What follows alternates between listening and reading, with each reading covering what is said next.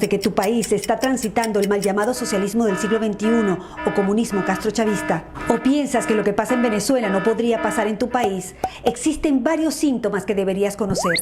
¿Te lo digo o no te lo digo? ¿Te lo digo o no te lo digo? Te lo digo. Lo primero que debes saber es que los venezolanos tampoco creíamos que lo que pasaba en Cuba nos podría llegar a pasar, pero pasó.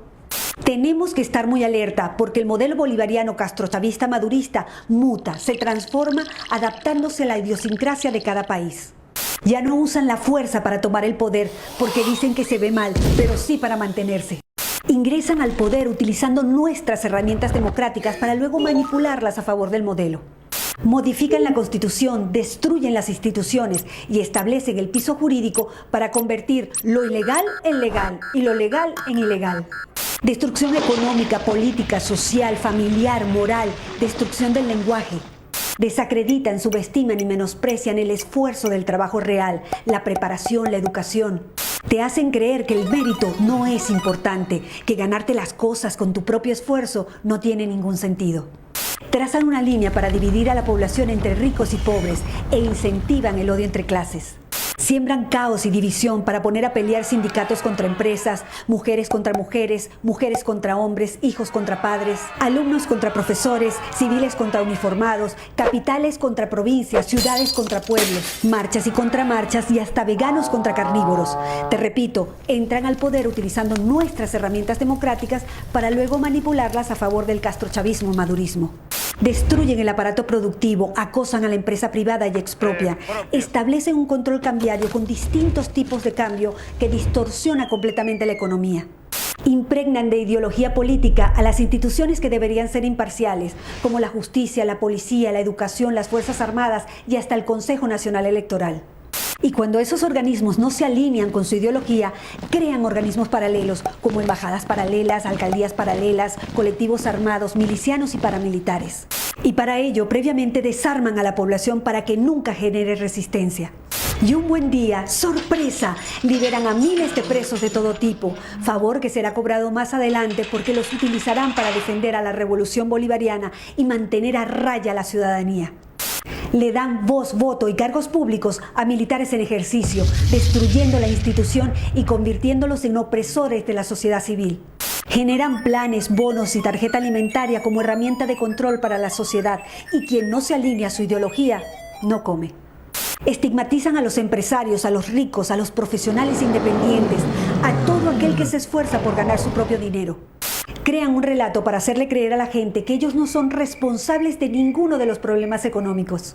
Y a la vez, crean un enemigo interno como los empresarios, los productores independientes, los productores petroleros, los productores agrícolas ganaderos.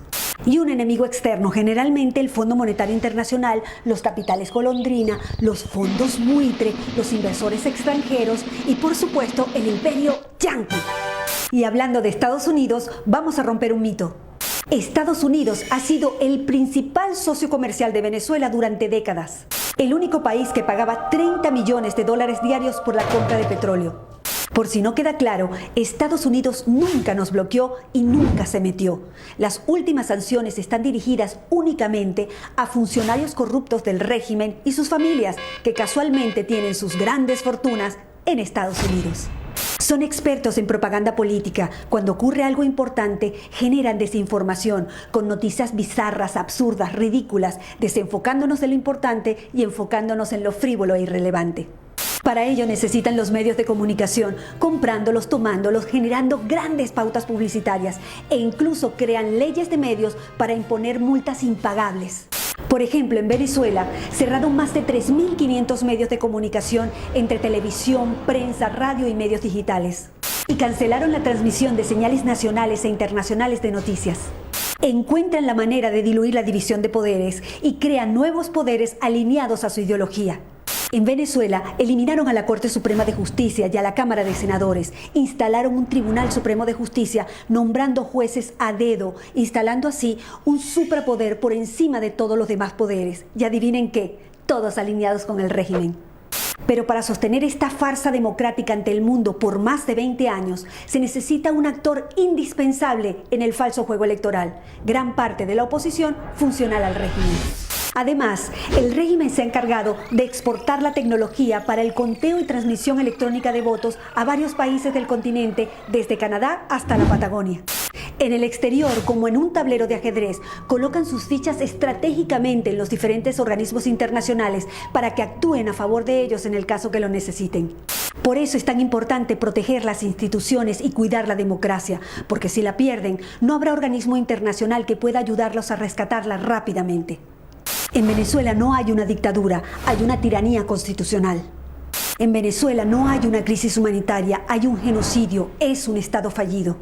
No son políticos que se corrompieron en el camino, son criminales que tomaron el poder. No es casualidad que en los países donde no se han podido instalar generen caos, violencia y destrucción organizada. Tampoco es casualidad que los aliados y socios del régimen tirano venezolano viajen constantemente a Cuba para recibir directrices y seguir aplicando el plan en los diferentes países. Sabiendo que las leyes nacionales e internacionales garantizan la soberanía y a la vez la impunidad, está claro que podríamos sacar al tirano, mas no a la tiranía. Una tiranía enquistada en el poder, creando metástasis en todo el continente. Estos son solo algunos de los síntomas, pero hay muchos otros. Recuerda que se van adaptando a la idiosincrasia de cada país. Es bueno que te des cuenta de una vez que este tipo de regímenes primero te rompe las piernas y después te da las muletas para que se lo agradezcas. En ese contexto, cuando abras los ojos, te darás cuenta que todos los problemas políticos, sociales, económicos, de educación, de salud, no son errores. Todo está hecho a propósito.